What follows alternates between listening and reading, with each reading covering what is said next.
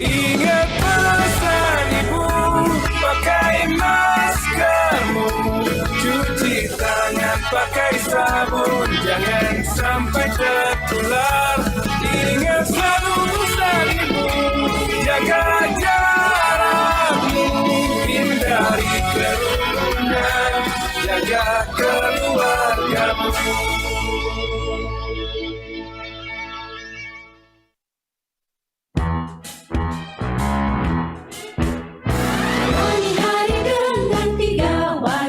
Wajib iman, wajib aman, wajib imun.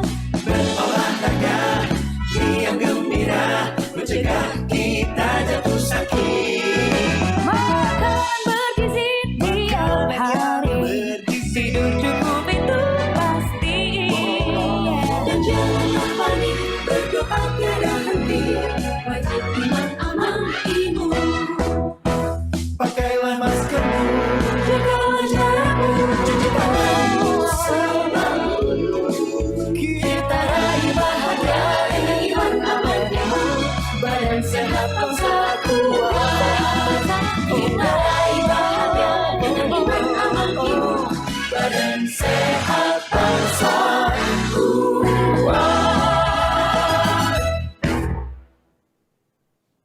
Halo pemirsa, selamat siang. Gimana kabar Anda hari ini? Semoga tetap sehat dan selalu semangat dalam beraktivitas, serta jangan lengah dan lelah untuk disiplin menerapkan protokol kesehatan kapanpun, dimanapun. Jangan lupa juga untuk mengurangi kegiatan yang berpotensi menimbulkan kerumunan. Senang sekali, seperti biasa saya Egit Hapsari bisa kembali hadir menemani Anda dalam dialog yang kali ini mengangkat tema Pramuka Peduli COVID-19 yang disiarkan secara langsung dari Media Center Satuan Tugas Penanganan COVID-19 Graha BNPB Jakarta. Pemirsa, bidang perubahan perilaku memerlukan banyak sekali ragam aktivitas sosialisasi dan edukasi yang bersifat kreatif serta inovatif, baik dalam bentuk online maupun offline. Salah satu komponen Duta Perubahan Perilaku adalah Gerakan Pramuka yang secara aktif menyosialisasikan pada masyarakat, melakukan adaptasi kebiasaan baru, serta mengedukasi COVID-19 dengan tepat. Nah, tak lama lagi libur panjang ini menjelang dan peran Pramuka sebagai Duta Perubahan Perilaku ini sangatlah penting dalam mengajak masyarakat untuk disiplin mematuhi protokol kesehatan sehingga penularan COVID-19 dapat dikendalikan. Bagaimana peran serta gerakan Pramuka dalam memutus penularan COVID-19? Telah hadir di studio bersama saya siang hari ini Dr. Sony Hari B. Harmadi, Ketua Bidang Perubahan Perilaku Satuan Tugas Penanganan COVID-19. Nah, karena kali ini kita bersama dengan teman-teman permukaan nih Pak Sony. Kali ini kita akan menyapa dengan panggilan Kak ya. Selamat siang Kak Sony, gimana kabarnya? Siang Kak Egit, salam Pramuka. Salam Pramuka, sehat selalu ya dan semangat juga ya. Terima kasih telah hadir di studio siang hari ini. Narasumber selanjutnya itu Dr. Saul Ronald Jacob Saleki, SEMSI, CIPC, CPNLP, Andalan Nasional atau Asisten Operasi Satuan Tugas Pramuka, Peduli Penanggulangan COVID-19. Salam Pramuka, Kak Saul. Salam Kak Egit. Sehat Kak Saul? Alhamdulillah sehat. Terima kasih sudah menyempatkan hadir selalu. juga ya. Siap, terima Harus kasih. sehat selalu ya. Nah, kita juga sudah terhubung melalui video conference dengan teman-teman pramuka nih di beberapa daerah. Yang pertama yaitu ada Kak Anita Nurhalisa Taha, penegak dari SMA Negeri 13 Bone, Sulawesi Selatan. Halo Kak Anita, apa kabar Bone? Halo semua. Baik ya, terima kasih Kak Anita ya sudah bergabung. Selanjutnya ada Kak Sandika Wandara, penegak dari Institut Agama Islam Nusantara Batanghari, Provinsi Jambi. Halo Kak Sandika, Halo, kabar Kak. baik ya? Halo Kak, kabar baik. Salam Pramuka. Salam Pramuka, kabar baik dari Jambi ya. Terima kasih sudah bergabung. Selanjutnya telah bergabung juga dengan kita dari Jepara, Jawa Tengah. Ada Kak Ervina Damayanti, pembina pramuka di Pangkalan SMK Negeri 1 Jepara. Halo, selamat siang Kak Ervina, salam pramuka. Selamat siang Kak, salam Pramuka. Sehat selalu ya. Alhamdulillah. Nah pemirsa, sebelum memulai perbincangan, sebagai informasi, kondisi studio ini telah disanitasi, mikrofon yang kami gunakan juga sudah didisinfeksi dan kami juga senantiasa menjaga jarak. Talk show ini juga memperhatikan protokol kesehatan dan ditujukan untuk semua kalangan. Tapi seperti biasa, sebelum kita mulai diskusi, kita gunakan hand sanitizer terlebih dahulu. Silakan Kak Sony dan Kak Saul.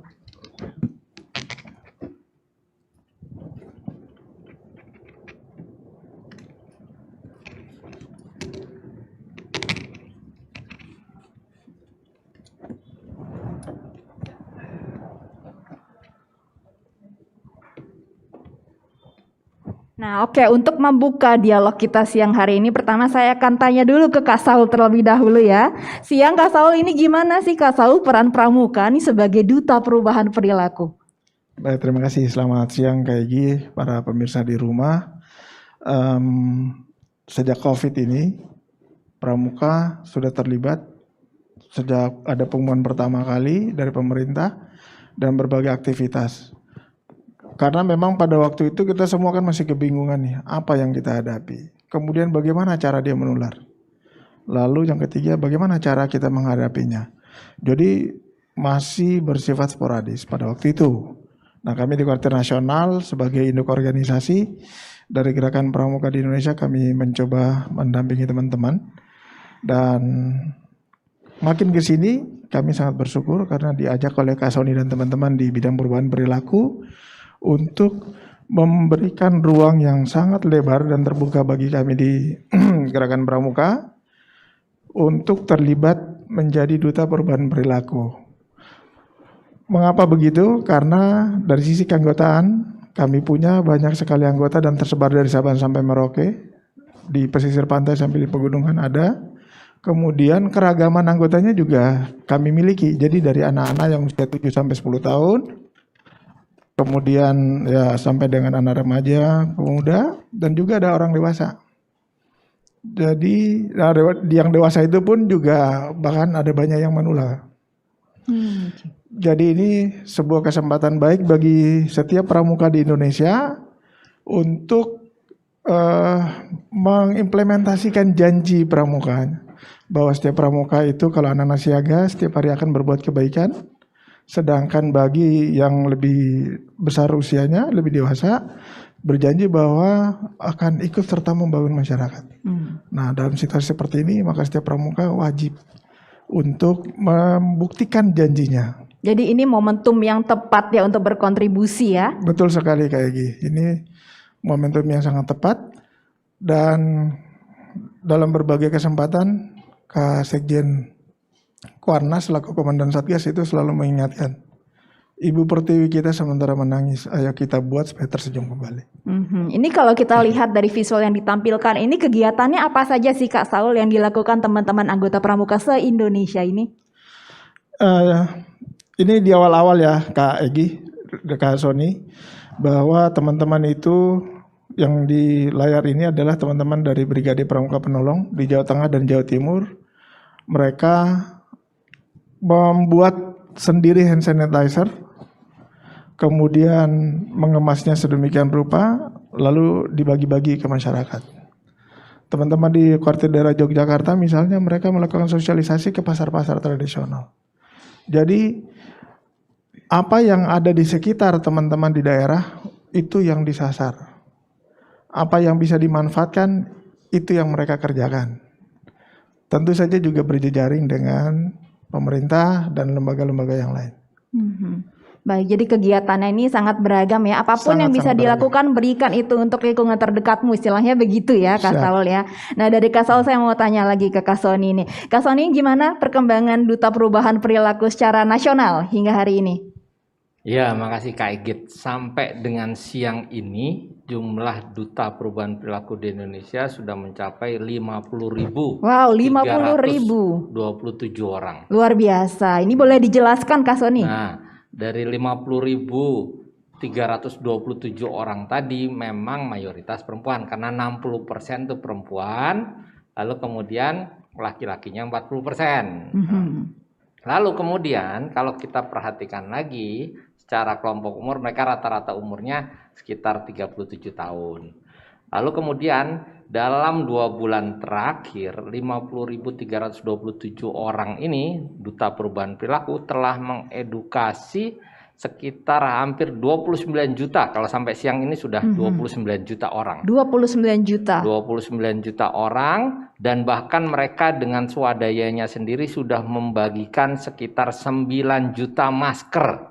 Swadaya sendiri ini Swadaya maksudnya sendiri. secara sukarela gitu. Sukarela, betul. Luar Seperti biasa. Pramuka tadi membagikan masker. Jadi 9 juta masker dibagikan kepada masyarakat. Nah, tugas mereka kan jelas ya. Satu, harus jadi teladan. Kemudian yang kedua, dia harus mengedukasi masyarakat. Yang ketiga, melaporkan melalui aplikasi kami. Jadi kami tahu perkembangan kepatuhan memakai masker, menjaga jarak, mencuci tangan dari laporan 50.327 Duta Perubahan Perilaku. Oke. Nah, kemudian dari 50.327 ini ada sebanyak 5.674 Duta Perubahan Perilaku Pramuka. Nah, kasih nih Kak Saul ya. Iya. Jumlahnya banyak ya, banyak Iya, sekali. 5.674 pramuka dari total. Jadi lebih dari 10%, kira-kira 11% adalah pramuka. Nah, mereka ini yang hebat juga, tersebar di 34 provinsi dan 404 kabupaten kota se-Indonesia. Jadi dari total 514 kabupaten kota, sudah 404 kabupaten kota yang ada Duta Perubahan Perilaku Pramuka. Terus mereka bekerja secara sukarela.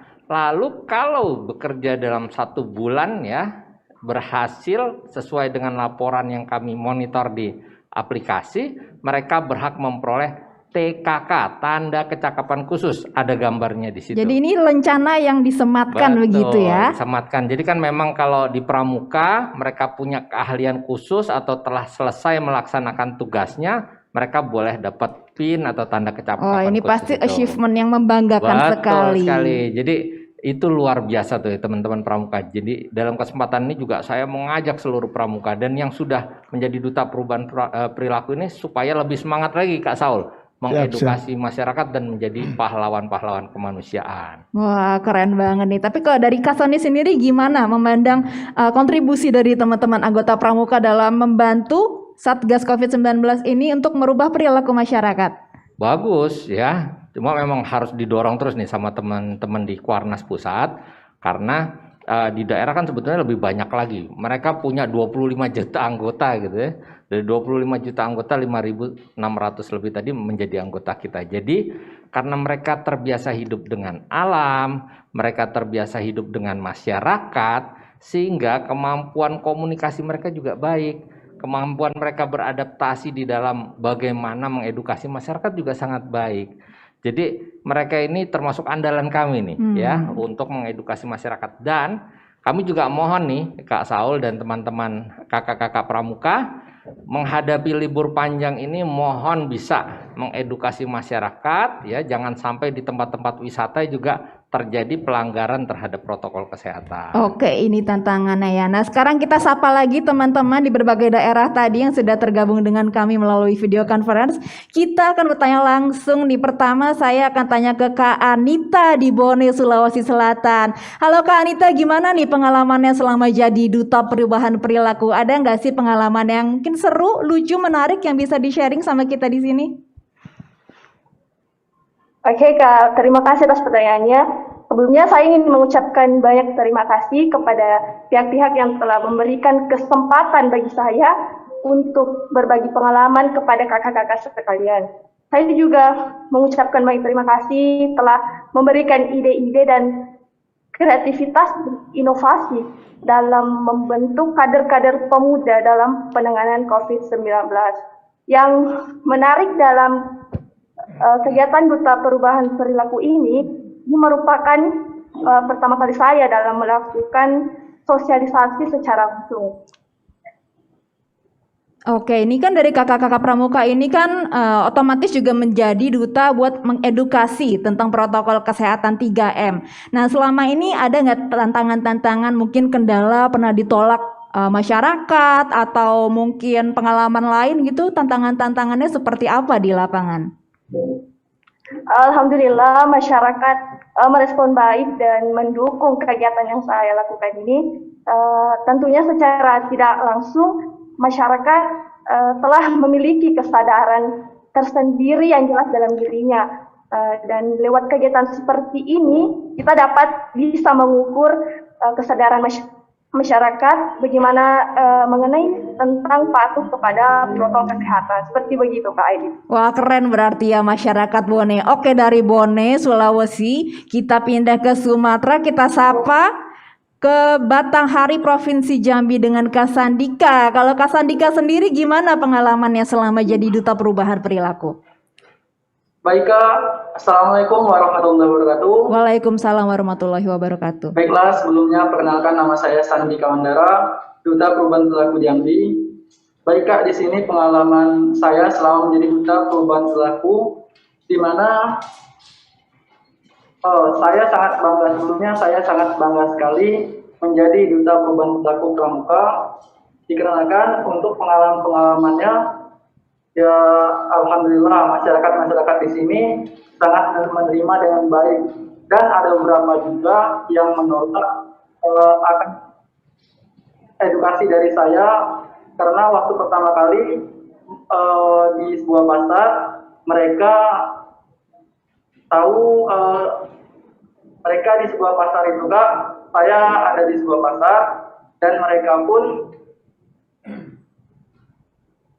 saya memotret dan kata beliau, adik siapa dan ada apa adik kedatangan dan kenapa adik datang ke sini. Nah, jadi kami jelaskan, baik Kak, kami Duta Perubahan Perilaku Pramuka, kami ingin memantau dan mengecek ataupun memastikan keadaan di sini dengan aman. Dan itu pun ibu-ibu itu pun kami jadikan kuesioner. Dan ini responnya baik ya? Ya Kak. Oke, keren juga ya berarti masyarakat Batanghari. Nah, tadi kan Kak Sandika sendiri bilang kalau melakukan sosialisasi di pasar. Mungkin ada tempat-tempat lain nggak mungkin yang paling susah untuk dirangkul gitu masyarakatnya selain di pasar tadi ada?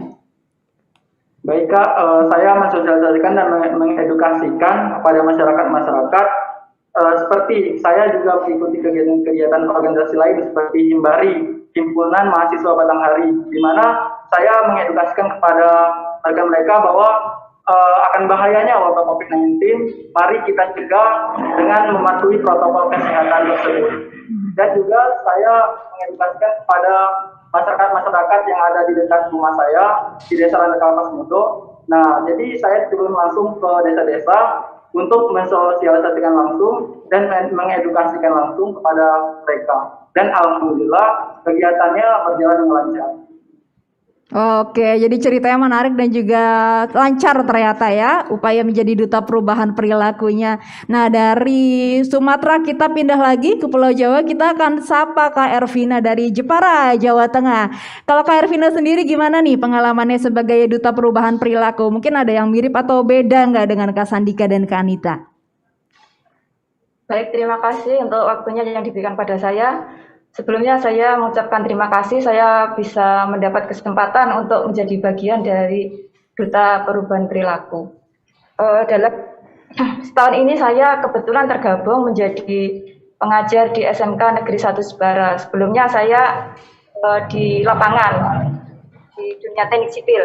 Nah, di situ beda untuk dengan sekolah yang lain. Kalau SMK itu 50% kita akan praktek, jadi tidak mungkin daring semua. PJJ itu tidak mungkin dilaksanakan untuk 100% kepada anak didik kami. Maka protokol kesehatan itu sudah pasti diterapkan dengan sangat ketat pada waktu praktikum dengan cara per sesi kita.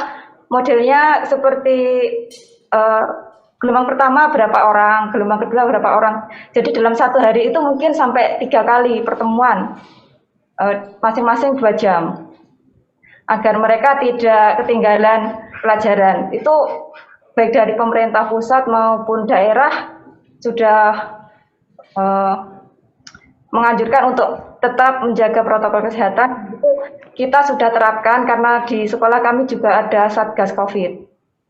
Jadi begitu anak masuk dari pintu gerbang kita sudah kontrol, tidak boleh boncengan, tidak boleh, nah itu sudah kami terapkan. Tapi Oke, mungkin ada kendala teknis sedikit ya. Cuma tadi ceritanya lumayan menarik ya bahwa ini kegiatan-kegiatan untuk mengubah perilaku masyarakat ini dilakukan secara online dan juga bertemu langsung maupun dengan protokol kesehatan yang ketat tentunya. Nah, Kak Saul, tadi kan Kak Sony juga sempat menyebutkan bahwa tantangan teman-teman pramuka ini adalah menjelang libur panjang akhir tahun ini. Gimana kesiapan teman-teman pramuka se-Indonesia? Ya, baik Kak Egit, Kak Sony. Jadi tadi saya mengutip yang disampaikan oleh Kak Sony bahwa kita harus memfasilitasi dulu nih. Jadi menjadi contoh, maka kami di Satgas Kuarnas selama beberapa waktu terakhir ini dan masih akan kami kejar sampai dengan akhir tahun adalah mendistribusikan peralatan yang dibutuhkan. Jadi kami punya indeks untuk saat ini sesuai dengan ketersediaan yang ada di kami. Satu kuartir cabang itu kami distribusikan masker 3.000. 3.000 itu kan kira-kira kalau satu orang dikasih satu box isi 50 itu baru 600 orang. Tapi kita upayakan ini harus menyebar ke semua kabupaten kota. Jadi kami ada 514 kuartir cabang di kabupaten kota. Kami tetap berusaha semua pramuka ya setidaknya 600 orang di setiap kabupaten kota itu dibekali dengan masker. Kemudian ada juga alat untuk disinfeksi dan sebagainya. Kemudian termogan. Nah, itu dari sisi kesiapan sarananya. Tapi memang yang paling utama adalah bagaimana pola pikir kita ini harus berubah menghadapi dan supaya kita hidup di lingkungan yang sudah berubah, jauh berubah dibanding dengan saat yang sebelumnya.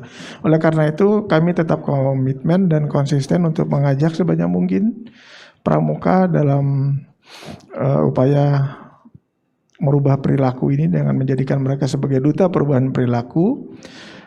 Dan ketika menghadapi libur panjang di akhir tahun ini, kemungkinan orang akan berwisata, bepergian kemana-mana, apalagi diskon alat transportasi, hotel dan sebagainya. Tantangan kita adalah bagaimana supaya membentuk perilaku dimanapun kita ada, dimanapun pramuka itu ada, dia tetap konsisten untuk menerapkan itu. Nah, oleh karena itu kami di Kuarnas juga berupaya supaya menindaklanjuti buku pedoman yang sudah disiapkan oleh Kak Sony dan teman-teman di bidang perubahan perilaku. Mesti ada buku saku yang jadi pegangan bagi setiap pramuka. Itu dari kami. Sementara di kuartir daerah dan kuartir cabang terus kami bangun koordinasi agar mereka juga melakukan hal yang sama. Saya kira itu Kak Sony. Tadi buku panduannya pun sudah disiapkan ya Kak Sony ya. Itu isinya apa aja tuh Kak Sony kalau boleh dikasih kisi-kisinya? Jadi buku panduannya atau buku pedoman sebetulnya, buku pedoman perubahan perilaku yang sudah kita buat, tetapi kemudian direformat dalam bentuk bahasa pramuka. Oh, oke. Jadi sebetulnya buku pedoman perubahan perilaku itu supaya standar di mana-mana ketika kita dengan organisasi A, ya boleh kemudian direformat menjadi kebiasaan di organisasi tersebut. Seperti ini kan salam pramuka, lalu kemudian ada tanda kecakapan khususnya. Nanti yang dapat seperti ini, perubahan perilaku apa yang diharapkan, apa yang menjadi perannya pramuka dan seterusnya itu dijelaskan di dalam buku pedoman tadi. Sehingga termasuk di dalam menghadapi libur panjang pun mereka juga menggunakan buku pedoman tersebut. Ini bentuknya mirip buku saku pramuka ini ya Kak Saul ya? Betul, buku saku. Jadi gampang diakses buat anggota pramuka, tinggal baca aja ya apa yang harus dilakukan, pedomannya ada di sana tertulis semua. Betul. Nah Kak Sony ngomong-ngomong soal libur panjang akhir tahun ini yang sudah di depan mata nih, gimana dari Satgas Penanganan COVID-19 ini mengantisipasi liburan akhir panjang tahun ini? Ya, jadi sama seperti pilkada kemarin, kami kan sekarang sudah lebih banyak lagi ya, 50.327 duta perubahan perilaku se-Indonesia. Jadi ketika akan menghadapi satu acara atau satu kejadian khusus, kami selalu mengumumkan kepada para duta perubahan perilaku agar meningkatkan intensitas edukasinya, sosialisasinya. Lalu kemudian kami juga minta pada duta perubahan perilaku agar melakukan pemantauan-pemantauan. Seperti kemarin kan di TPS ya, yang ini kami minta melakukan pemantauan di tempat-tempat wisata. Lalu kemudian kami sendiri di Satgas bidang perubahan perilaku ini membuat berbagai berbagai upaya ya sosialisasi baik melalui media online, media sosial, media cetak dan televisi, narasi-narasi tentang bagaimana libur panjang yang aman. Jadi sebaiknya liburan di rumah ya, itu akan sangat menekan risiko penularan. Orang harus tahu semuanya. Kita sosialisasikan terus bahwa kita masih dalam masa pandemi dan harus sangat berhati-hati jika memutuskan untuk berlibur karena risiko penularannya sangat tinggi. Lalu kemudian kalau terpaksa harus berlibur, maka ada upaya-upaya mitigasinya ya. Mitigasinya kita udah belajar kemarin libur-libur panjang itu selalu meningkatkan kasus positif. Betul sekali. Ya, jadi dari pelajaran kemarin kita betul-betul mencoba mitigasi dengan ketat.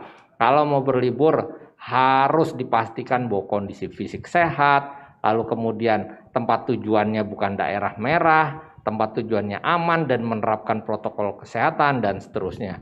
Nah ini juga menarik bahwa ternyata masyarakat kita ini sudah siap-siap mau liburan, tapi kami sedang menyusun berbagai rekomendasi, misalkan menayangkan film baru di televisi lokal, menggratiskan media streaming berbayar dan seterusnya sehingga orang tertarik untuk liburan di rumah tanpa mati gaya.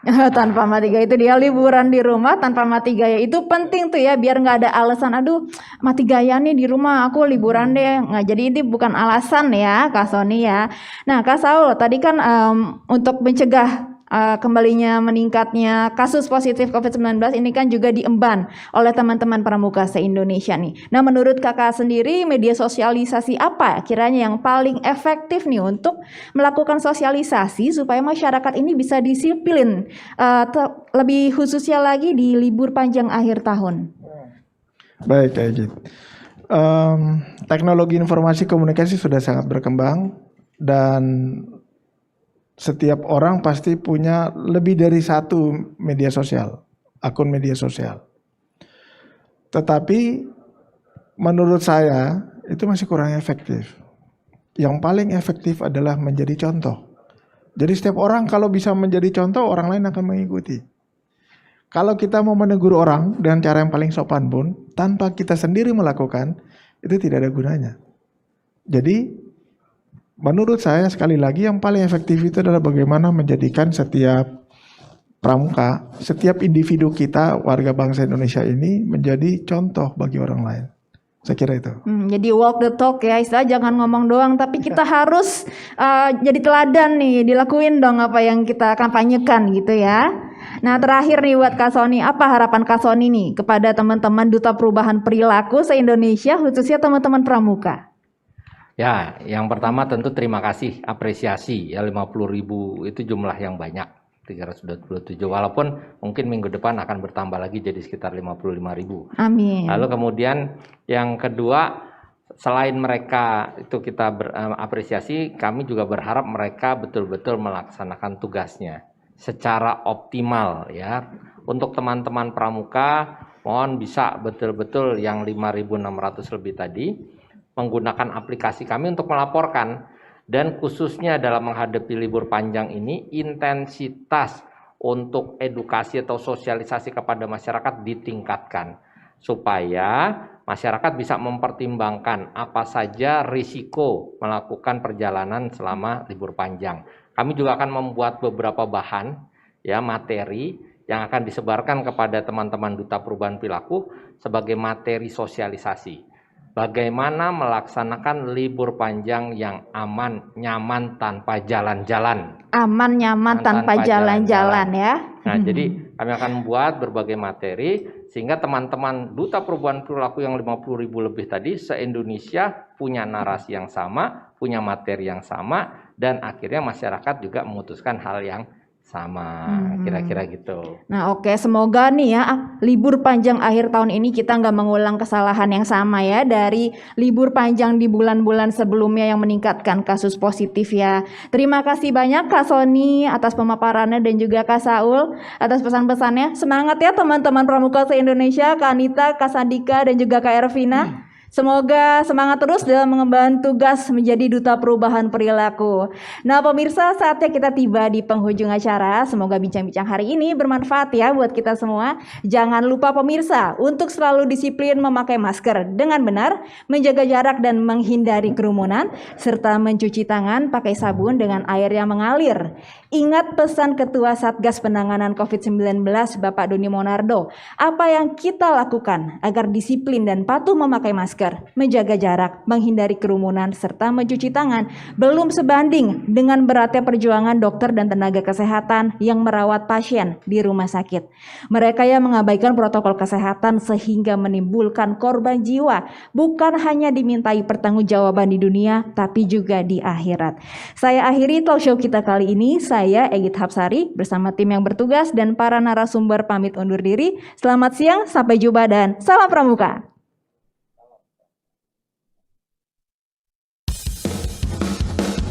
Ingat pesan ibu, pakai maskermu, cuci tangan pakai sabun, jangan sampai tertular.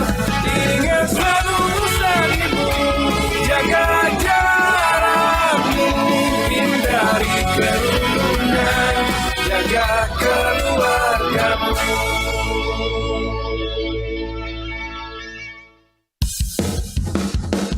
Ingat pesan ibu, pakai maskermu, cuci tangan pakai sabun, jangan sampai tertular. Ingat selalu pesan ibu, jaga jarakmu, hindari kerumunan, jaga keluargamu.